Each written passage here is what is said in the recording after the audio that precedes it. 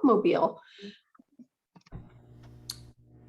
To start that recording, I would say I would want to sit down with Dolly Parton, talk library, and some good Southern beauty tips that I'm sure she can give me. Wonderful. That'd be good to be a fly on the wall for that conversation. Let's go, Andrea, Angelica, Marisa. Good afternoon, I'm Andrea Kinseth. I work at Life Center for Independent Living, an advocacy group for people with disabilities. I do a lot of community reintegration through the program I work with here, transitioning individuals out of nursing homes. I work a lot, people with all different disabilities, including substance abuse and mental and behavioral health needs. I'm thinking maybe Billy Joel or something. He's someone I've always wanted to see in concert, and I'm sure he has a lot of life insight. He also struggles with, I think, he has mental illness as well, so that'd be cool. Yeah, I've heard some long interviews he's done on Sirius Radio, and yeah, they're very interesting. Miss Angelica.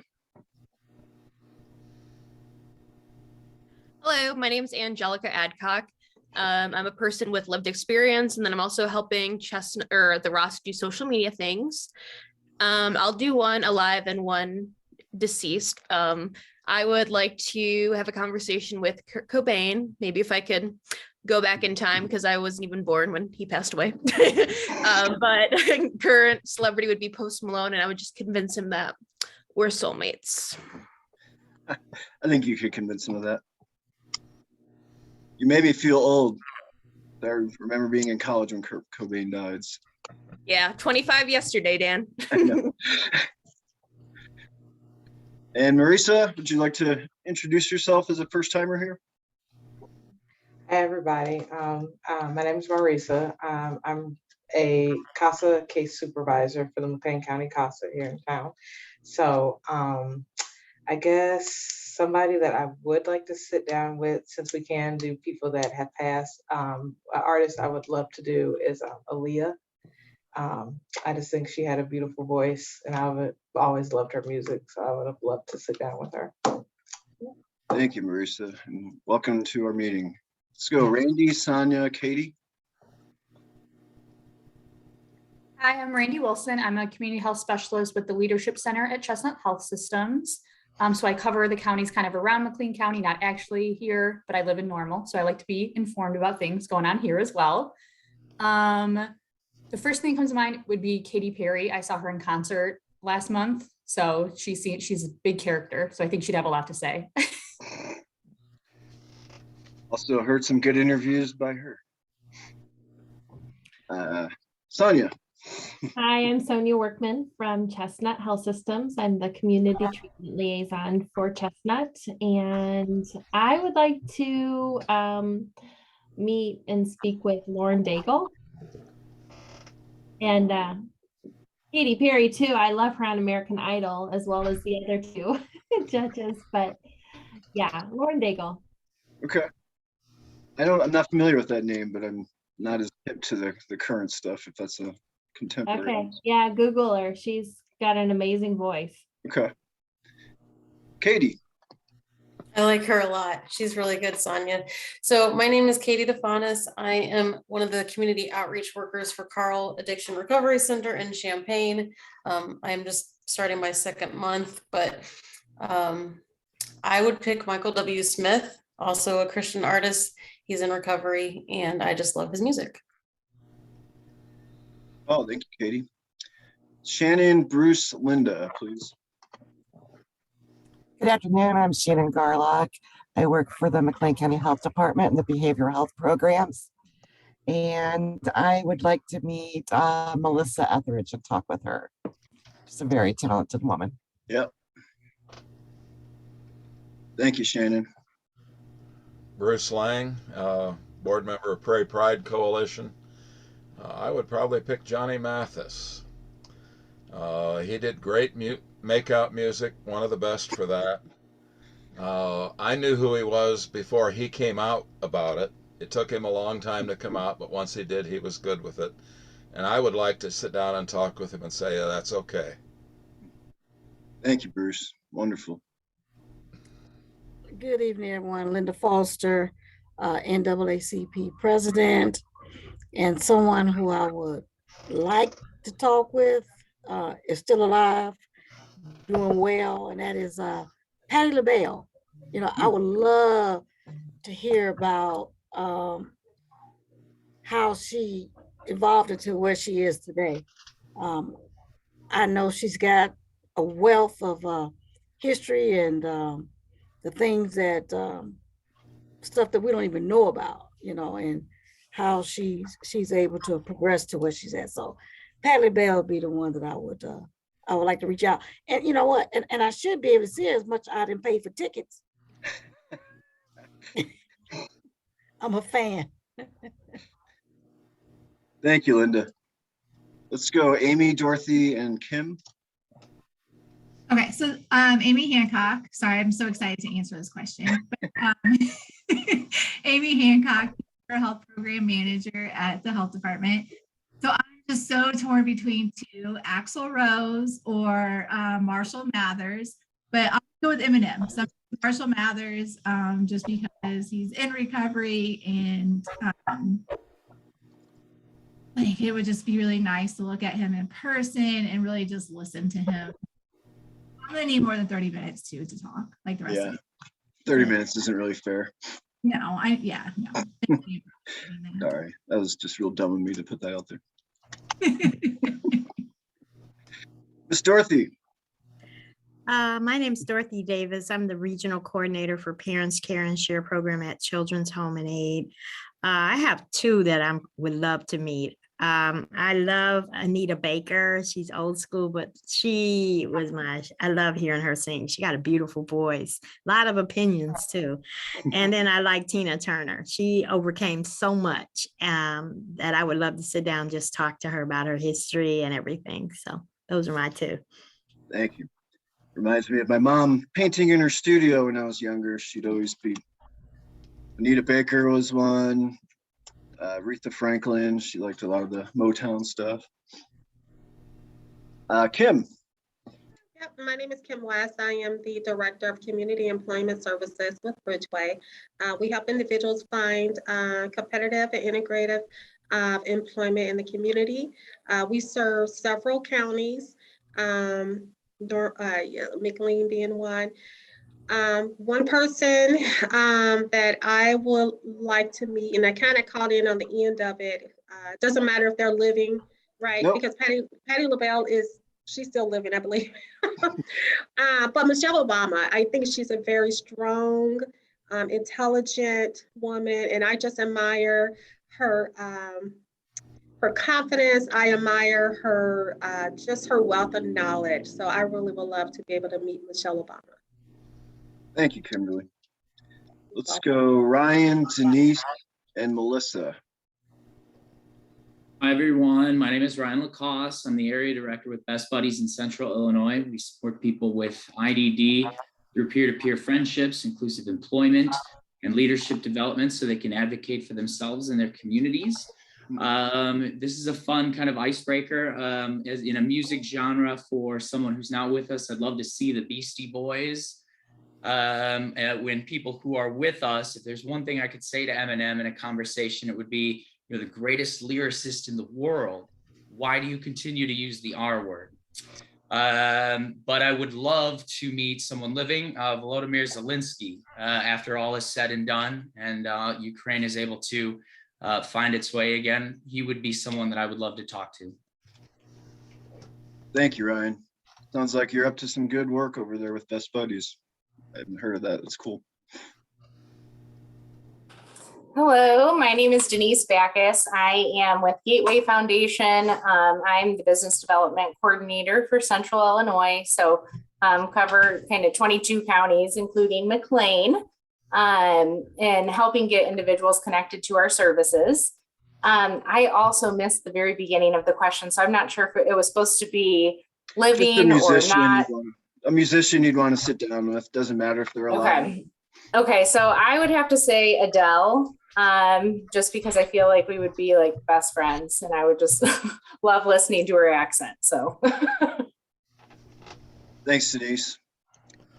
And Melissa, Ethan, Lakeisha. Hi, my name is Melissa Ratliff. I am a community outreach worker with Carl Addiction Recovery in Champaign. Been attending for a while now, still learning about ROSCs and their development throughout the state. If I could meet with one person, it would probably be Elton John. He's kind of an inspiration to me, so he would be mine. Thank you, Melissa. Surprised it took this long for somebody to say Elton John. Hi guys, I'm Ethan Sizemore. I'm an outreach worker for Oxford House Inc. And if I could pick one person that I could talk to, it would be NF, who's also in recovery. Thanks, Ethan. And Lakeisha? Hello. I'm Lakeisha. I'm a resident services coordinator at the Bloomington Housing Authority. And two people that I would like to meet would be Dr. Nadine Burke. She is the former Surgeon General out of California. And and Prince, because I like the way he had a style of music and just his style in general. Thank you, Lakeisha. Did we miss anybody? Sometimes the screen jumps around a little. Okay. And since the recording started late, I just want to go on record and say my pick was Jerry Garcia. So let's get into some quick updates here. We do have a ROSC softball team that is happening. Rosters are due Thursday. It's a co-ed team. It's just a rec league, beginner friendly. We've got people that have never played. We've got people that had scholarships in college. So could use some more women in particular, but a few gents as well. Just reach out to myself or Angie. If you're interested, just need to know by like, say, Thursday, 3 o'clock.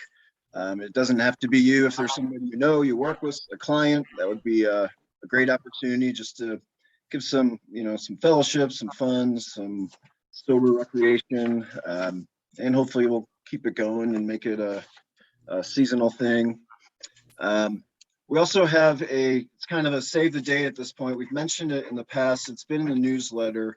We have what's called a big book study coming up on June 24th and June 25th. So it's a Friday night and all day Saturday affair where it's 12 hours, and we're bringing in Larry Scott from Atlanta, Georgia, and he has several partners he does it with throughout the country. So I forget who's bringing up with him, but they're going to do a in-depth breakdown of the first 164 pages. I know that maybe sounds like detention for some, but if you work in the field, I would just say consider it as an opportunity to grow, to learn more about 12-step, learn about the principles and actions behind the steps. Just the problem and the solution. There's a lot of great information, the difference between the quote real alcoholic and the hard drinker, and how the solution can be totally different. So that's in the works. We are looking for a good venue for that. So if you know of somewhere, you work somewhere where you have a room, with the library under construction, we're looking for a facility where several dozen people could, just maybe like a classroom where you have some room to spread out, because it does involve like writing and there's worksheets and that kind of thing, just to give people some space. So if you have any ideas, please let myself or Angie know. Further updates along the lines of our recruitment and retention team. I'm going to hand that over to Kat to give us actually, I'm sorry, Kat, before I do that, I want to pass over to Bruce, and then Bruce will go to Kat, and then we'll go to Angie. Hi, one of the reasons that I joined the ROSC way back when was that the organization I represent, Pray Pride Coalition, wanted to make sure that LGBTQ people had a place at the table here, the recovery table. I myself have not been in recovery, but I have lived experience being the partner of someone who should have been in recovery but never chose that. Concerning the new support group, this is as far as I can recall, the third incarnation of this LGBT support group. The name that was chosen was gay support group, or queer support group this time, to make it very clear it was not a recovery from being gay or lesbian, but a group for people who were maybe trying to figure out all of the parts of their identity and if they needed help coming out or whatever. All three of the groups, I think, have so far suffered from a lack of marketing. I did find that file, by the way, Angie, so don't try to dig it up.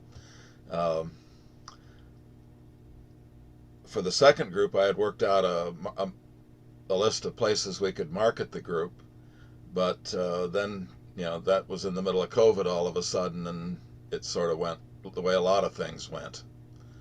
The current group, the current incarnation, there are 2 facilitators, of which I ended up being one. At the first meeting in February, mid-February,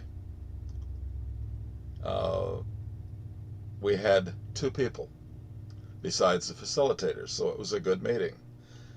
One was a Heartland student, one was a grad student from ISU. The second meeting, which was the first Friday of this month, we had the 2 facilitators, and we waited for 20 minutes and decided no one was coming. I have since then looked further into how I can market it, and I know that there are a lot of large employers in town, many of whom will have some sort of LGBT group in their diversity program, and I'm going to start trying to find those and seeing if each of those groups that I find can somehow manage to get us into their newsletter or even into the company newsletter, so that we get spread out, the knowledge of our existence gets spread out a little better. Now there's some other marketing things that I want to do after that are a little to smaller companies and to other organizations, but I think that we can eventually get this thing built up.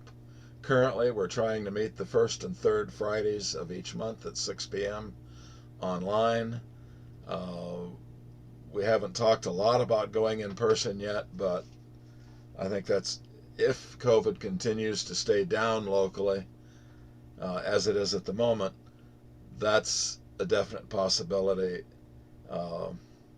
And one of the places that has been discussed is there's a group from Peoria called Friends that has had an HIV health clinic in Peoria, and they have come over to Bloomington Normal, and they were able to start a twice-a-month group at the Community Health Care Center, again, first and third Fridays, and we could piggyback into that location because it's a location that it's not secret, but it's certainly not right out in front of everybody. You can park there and nobody's going to ask why your car was there, because nobody's even going to see your car.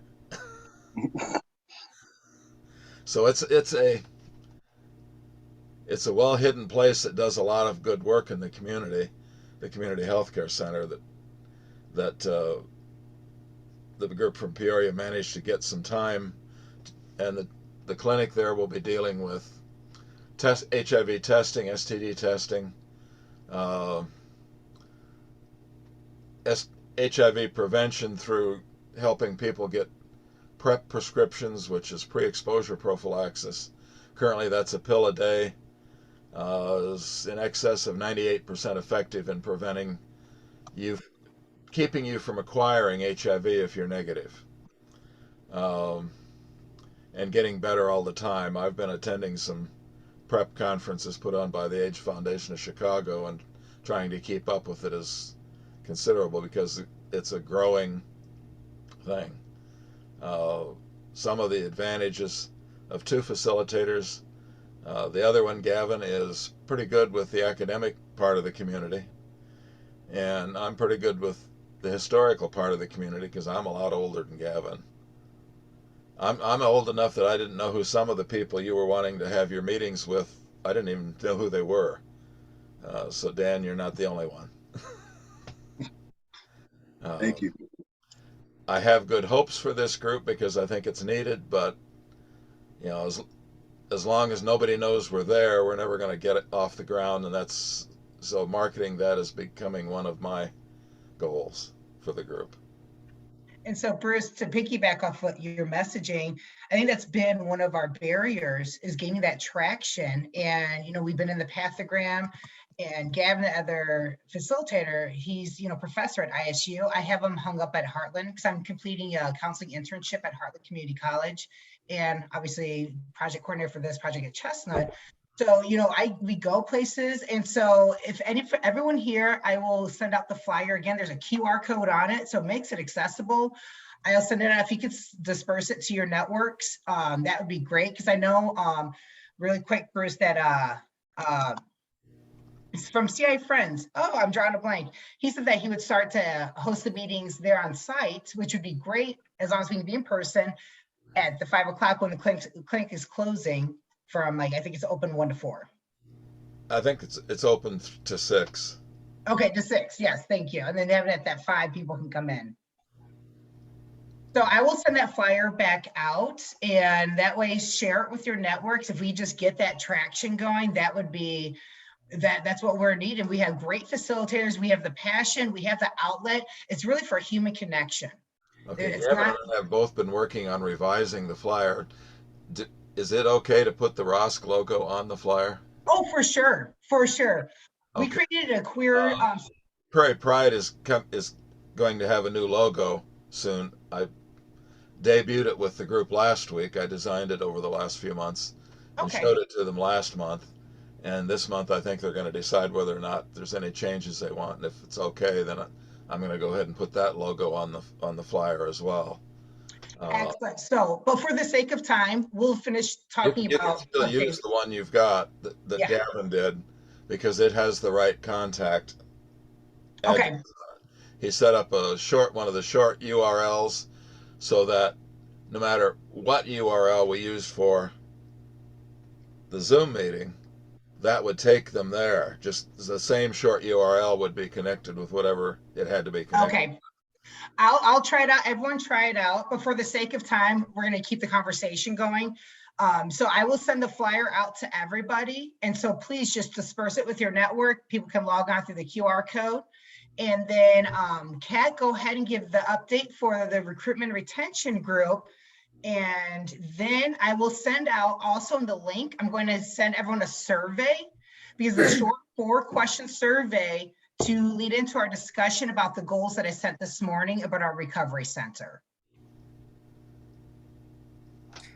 Okay, so for the recovery center recruitment group, the big thing we're focusing on right now is bringing in different people to get on board with the idea of the recovery center. We're looking for just about anybody who's interested. Very specifically, we want people who have the lived experience of recovery. We want to get as many pathways of recovery to the table as possible. We're meeting Thursday. This will be the 3rd meeting of the group. Big thing we're wanting to get is a pulse on what everybody's idea is. Like, hey, these are services I think that would be great to have. These are some of the lessons learned I've had from, some of my recovery with, for example, if way back in whatever place you had been. So as part of that, we have a survey. It's pretty basic for now, just to get an idea of where everybody is at with the ideas we're proposing for the recovery center. And Angie dropped the link to that survey in the chat.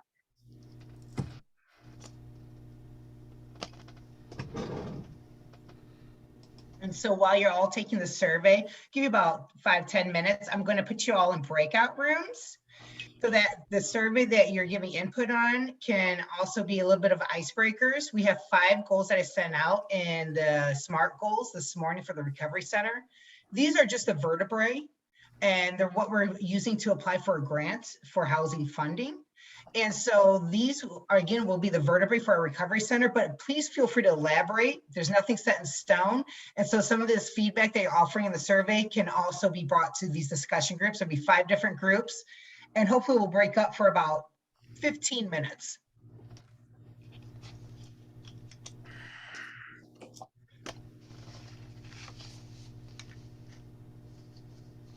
So if you're not sure at this point, if you're able to access the link in chat, we're just going to give you a few minutes to fill out that survey. Hey, Bruce, I sent you a private message in the chat. You should check it out.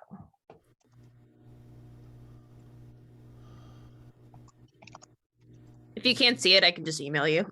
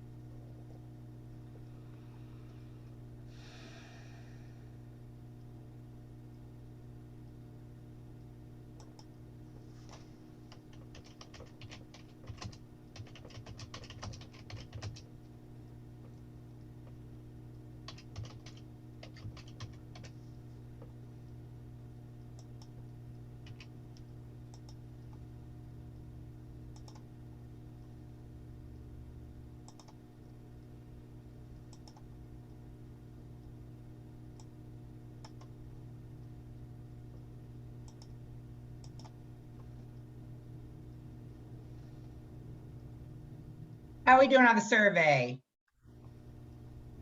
Done. A really quick, Ryan, you brought me back to I used to be the director of the day programming for Mark First. It used to be Mark Center, like 20 years ago. It's like I created the developmental training program, if you're familiar with that. Yeah. It brought me way back to options, supported employment, everything. I joined a committee recently, the Human Rights Committee, and I'm actually hosting a disability awareness presentation with them and Carl Health next week to obviously spread awareness and advocacy, but also try to encourage friendship for both Mark First and then people who utilize Carl Health services. And with Best Buddies and our peer-to-peer friendship, we try to build friendships based on similar interests. And so what a great way to start a friendship then through health and wellness. And if anybody's interested, I can share that later, or I'll just put my email in the chat, and you're free to reach out to get any kind of information you might want on that. Excellent. Yeah, Brian, why don't you email me? I'll drop my email in the links. I'm about to break us out into breakout rooms, no pun intended, right? For 15 minutes, and there will be a 30-second indicator to let you know that the rooms are ending, so to give you that heads up.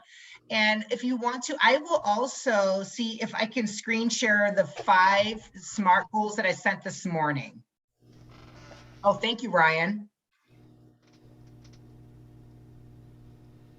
I'll put or Dan, can you drop the the SMART goals in the chat so people can access them? Sure. I got it. Okay.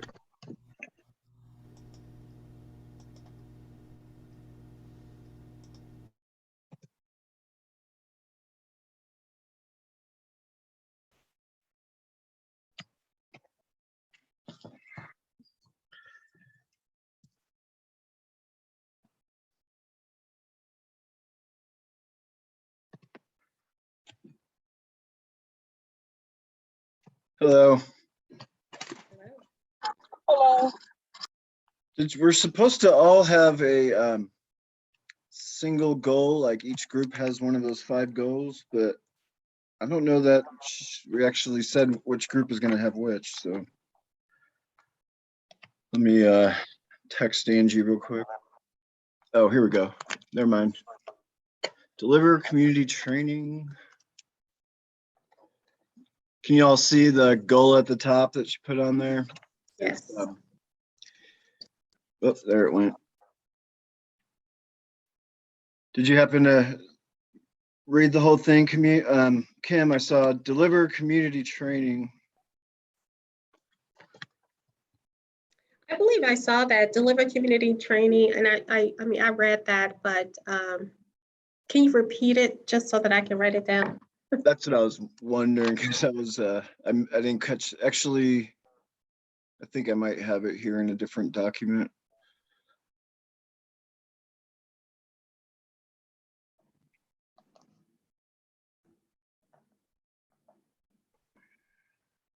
Sorry, I'm just scrolling through them here. Oh, here we go.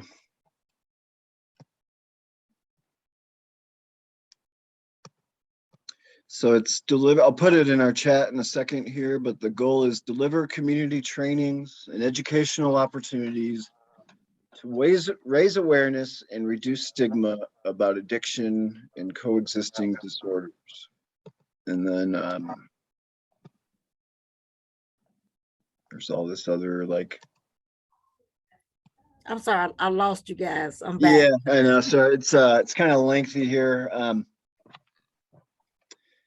It's in chat, but basically what we're supposed to be trying to hash out or talk about ideas for is this goal: deliver community training and educational opportunities to raise awareness and reduce stigma about addiction and coexisting disorders. Let me see if I can share it on my screen here. Can you all see that? Yes. So it's that red one there.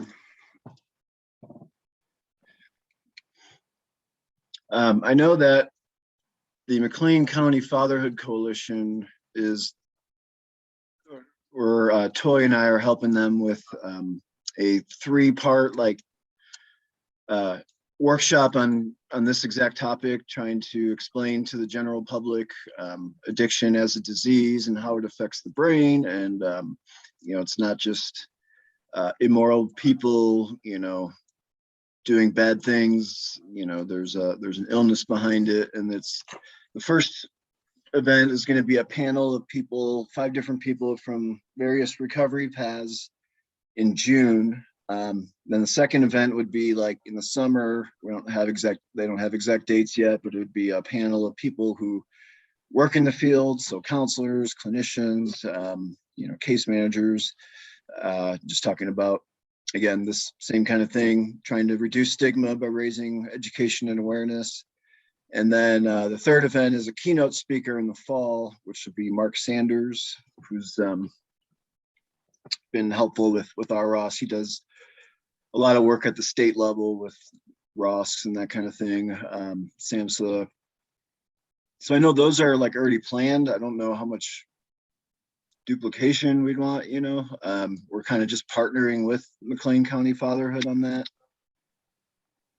Fatherhood Coalition. So it's like a ROSC / McLean County Fatherhood Coalition sort of presentation is basically the way it's being done. Is there any way, this is Lakeisha, that could be like if you reach out to directors of agencies and say, hey, we have this 3-part series that may be good for your staff that are working with families with addiction issues. And that way you can get the education to the case managers, right, and different agencies as they're doing their treatment planning and case planning and all this stuff, and going to court with these with clients. Yeah, I like that. And I don't, you know, I guess part of this goal, maybe it's more in the like kind of this thing I've been talking about with the Fatherhood Coalition and ROSC is more like to everybody in the community. I'm not sure though, this goal is more just in the context of what we can do at the recovery center that we're talking about, you know, trying to put together.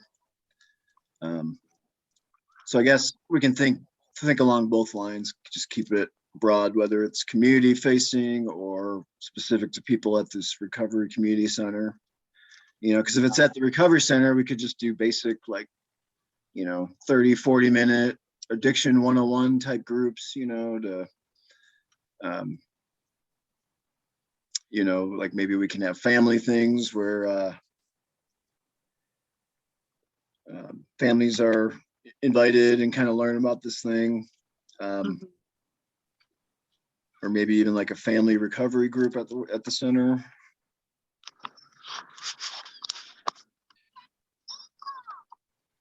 Okay. So is it just community? You wanted the trainings to be community based? I think you know, I think at this point, it's both. It could be either. It could be something we do to reach out to the community. But I feel like that's already kind of being done with those workshops that I was talking about. Not that we couldn't do more, you know, there's always more that could be done. And then the other part is this goal, deliver community trainings and educational opportunities to raise awareness, reduce stigma about SUD. Is there stuff we can do at the recovery center? You know, just sort of thinking about happy path here, and we eventually get to a situation where we have this thing up and going, you know, what are some offerings, I guess. Okay. That makes sense. Yeah.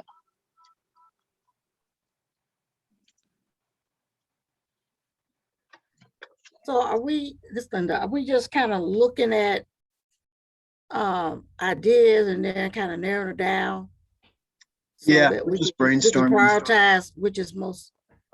I think at this point we're just throwing stuff against, throwing ideas out, you know, like what would be, you know, what would be a good thing to have, you know, if we could structure this the way we want. So, you know, we've talked about doing like a family program where people in recovery and their family members can sort of learn together about, you know, the illness and have like open communication, you know, about how it's affected the different family members. And, you know, it's sort of also, again, supposed to help raise awareness, reduce stigma. You know, maybe we hold it over at the center once a month, you know, just kind of like a family day, you know. So right now, with just trying to get the word out, just so that I can understand it, and I do understand that you want it to be more community-based, trying to get you know, education training out there, what we can do. What are we doing now? Because I think about right now, you know, educating people on recovery and substance use? Is it through different agencies? Are we going into the schools? I mean, what is this for adults? Is this just for anyone that's recovering from substance use? Right. Yes. Yeah. So adolescents would be wonderful. Yeah, we don't have as robust adolescent services as we did a few years ago when there was residential treatment and a youth recovery home. That all got moved downstate. Okay. Yeah, so this is just brainstorming, kind of, if this recovery center were up and running, what would be some nice things that we could do to sort of to reach this goal, basically. Gotcha. And I mean, a lot of the strategies already on there, kind of. I guess I don't know what more we could do. Maybe we could have like recovery movies play in there, like on a, once every other weekend or something, or it could be like a movie night, but also if it's a recovery related movie, there's also people can learn through substance use after that, or maybe you have like a discussion after the movie to sort of, just 10-15 minutes sort of powwow to talk about how the film affected them or how it relates to their journey or that kind of thing. Again, this is Akeisha, that question. Sorry. Yeah. Okay. So within this community center, are you guys looking at like forming like maybe having counseling groups for youth and addressing like grief and loss around addiction? Yes. I mean, okay. Yeah, this is all new to all of us. We're not, we've had meetings with some different organizations. We talked about some things, but we're not, it's us right now that are driving out the vision of what this place will be. It's not that we already, know what it's going to be. And, like we want all of us to figure this out together, I guess what I'm saying. So it's not a situation where, it's a situation where pretty much anything's on the table. We haven't, we're trying to, at this point, we're looking at it as much of a one-stop shop as we can. So yeah, like counseling groups for adolescents sounds like an awesome idea. Get like a certified instructor or something. Yeah. I like what I'm reading here. One thing I thought about too, I don't know if anyone, and I don't know how possible this could be, is maybe having someone that's known or famous being able to come and present from time to time to kind of share their recovery and the steps they have taken to get to where they are. Yeah, it's a great call. That's awesome. I could picture like maybe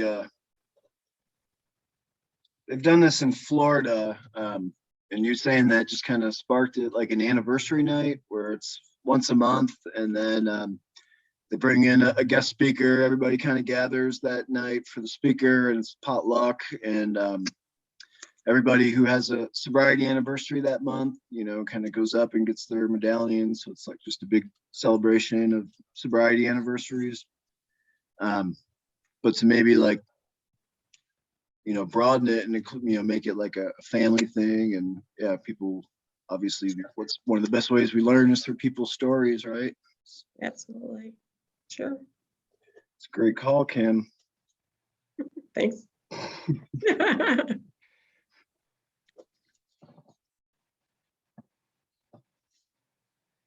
mean, I don't know how much this doesn't really fall into like stigma reduction, but just thinking about like the counseling for adolescents. Another thing that'd be nice is like some independent living skill classes, just balancing a checkbook, cooking 101, hygiene, just some of the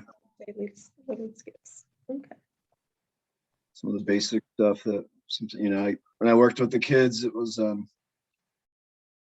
had to kind of readjust my assumptions, just thinking that like taken for granted that, you know, kids at a certain age knew certain things, but Right. definitely found out needed to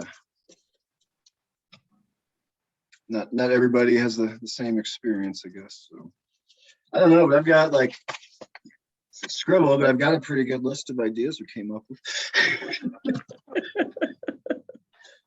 I think Linda checked out on us, but that's okay. Yeah, I like the list that's already there. I mean, I don't know, like you indicate, it seemed like a really good list. So it's kind of hard to come up with some more.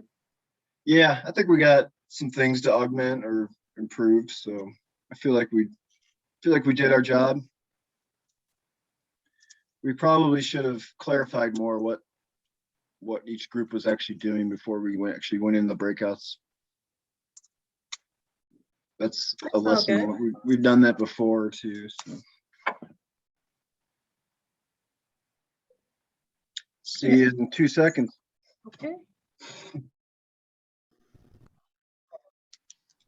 Much to your point, Michelle, Ethan is my spirit animal because I think Ethan, we both shared when we had coffee the last time, which we need another one. We're overthinkers. And so, yes, those goals are very detailed in the whole 9 yards.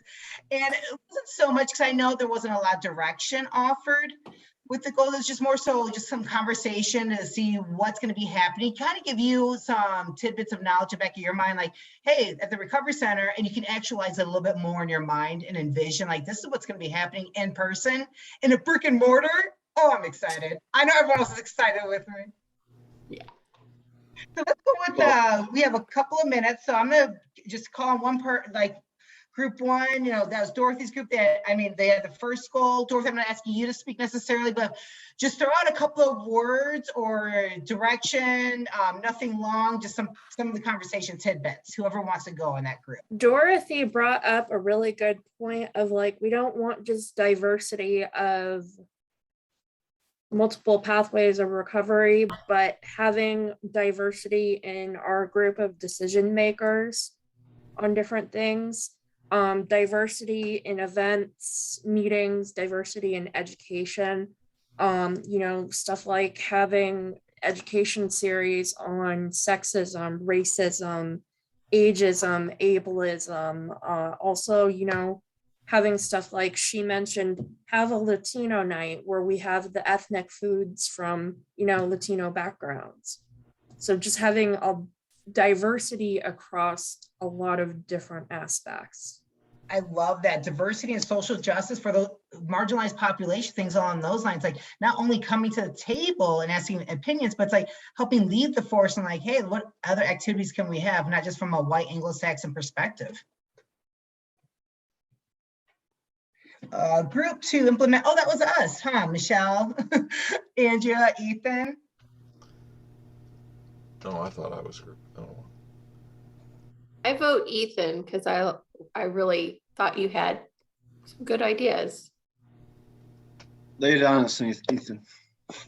So said that we should have something on like a piece of paper with people's first name and kind of, well, Angie added in like, a little about them, like they're in recovery for crack or bulimia or something like that. And then have a phone number or even an email so they can contact that way, because some people maybe have serious social anxiety. I don't have serious social anxiety, but I do get it. So it can be hard initially, and then they'll be eyed after a little bit. But whenever it's really hard for them to, for instance, join a AA group because they have such bad anxiety, it can be a great way to ease them into that. You mean like a business card kind of thing? No, literally a paper with people's names typed up and a little bit about, their experience to help them. Yeah, it's a phone list, but it does give a little bit of detail about what their recovery looks like. So maybe like if they do smart recovery, maybe that would be helpful. If they're AA or NA or CA or whatever. Anything that might help them feel a little bit more at ease by identifying with this person. Cool. Yeah, because this is in reference to Dan, the goal 2. So Bruce, thank you. You're probably in group 2, but I was referencing goal 2, even though there wasn't numbers on there. The second goal that was on that paper is implement diverse groups. And this came up like, could we have like a catalog or directory for those, like Michelle's point, introverted individuals that it's hard enough to even walk through the door, let alone be vulnerable in a group setting. So maybe some people would be more like, I like Michelle's coin of the term, introverted group. So a directory like with people that feel comfortable with like saying what they're in recovery from, what groups they associate with, a number or email to contact. Thank you. And now who is in the third, who has not? Deliver community training. Dan, yeah, you want to give a reprise of that group? Yeah, I can do that one. Is basically deliver community training to reduce stigma, increase awareness.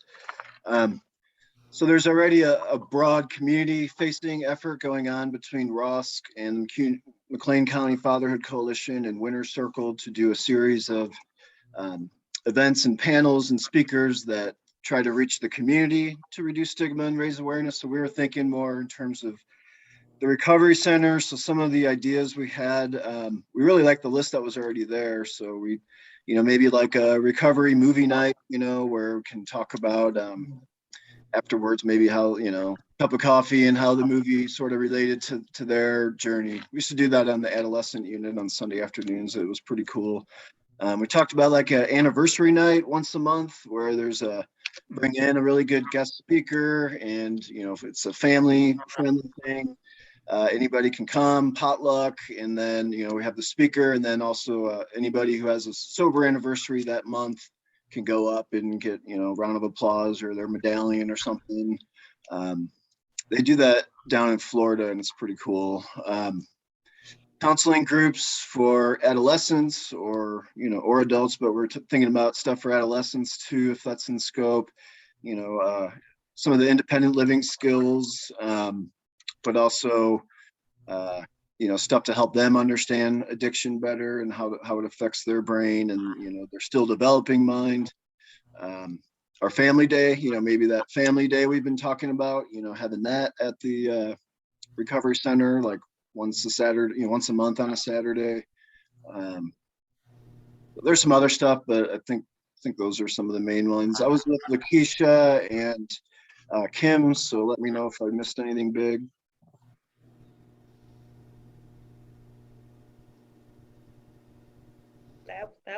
That was good.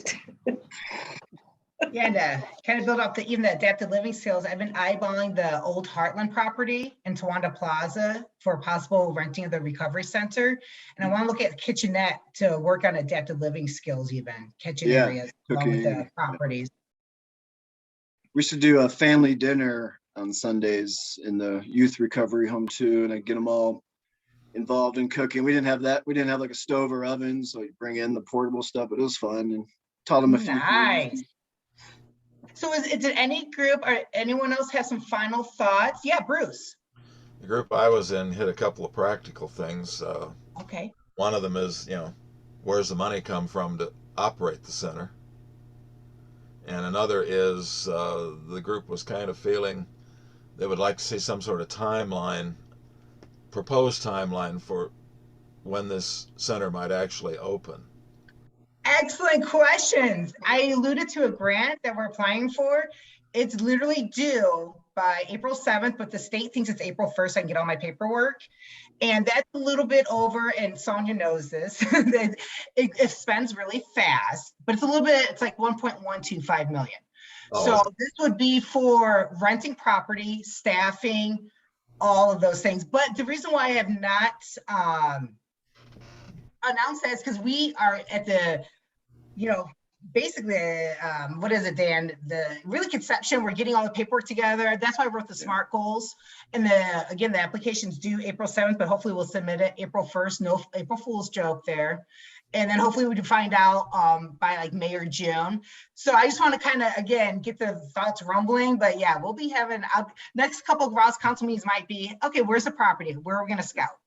I think, invite your real estate friends. At least, speaking for myself, I viewed this recovery center more like a couple of years down the road with the ROSC, but just the way the spirit's moving and things are lining up, and we're getting in touch with certain people. It's just happening. It's kind of on a fast track, so we're all sort of getting over that learning curve together. We'd love to have those answers too. Honestly, I thought your group was going to figure all that out, but apparently you didn't. In all reality, this will be the last thing, and I'll respect everyone's time, is that by June 30th, we should know if we have the approval, and then we'd be starting actual feet to the ground, operationally defining all the logistics and getting it going by July 1. But it depends on if we get that money. If not, we'll apply for another grant. and it's not coming out of my wallet, I can tell you that. We'll figure it out. We got to take it step by step. And this one day at a time. Yeah, one moment at a time. So we're going to put all of our eggs in this basket. But we have other things on the sides working too. Well, it's good to know there is a plan. Exactly. That helps. Yes. Yeah. You know me, Bruce. I'm a strategist. Come on. Well, sometimes it hasn't seemed like that. Nothing against you, but sometimes we weren't in on it. I'll put it that way. I feel you. There's always a lot of moving parts, and not everyone's always invited to the insight table. That's the nature of the beast, right? All right. Well, everyone have a great afternoon. And yet, just in Bruce, to your point, if there's ever any time anyone has any question of anything, please reach out to me and I'll cover it. Sometimes I don't know what people don't know what's going on. We do have, subcommittees, work groups where some of the stuff's hashed out if you're interested and have an extra hour every week or two. So reach out to us and we can give you all the details on that if you're interested. All right. Everyone have a great night and see you next month. All right. Have a good one. Bye. See ya. Thank you.